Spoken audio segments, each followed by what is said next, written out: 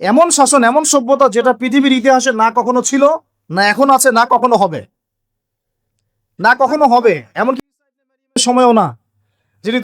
যিনি সামনে 40 বছর খেলাফা ওখান থেকে কায়েম করবেন, তখনও না। কারণ তিনি দোয়া করেছেন, রব্বি হাবলি মুলকান লা ইয়ানবাগি লি আহাদ, আল্লাহ আমাকে এমন এক রাজত্ব দেন যেটা আপনি আর কখনো কাউকে দেন নাই, দিবেনও না। কে দোয়া করেছেন এটা?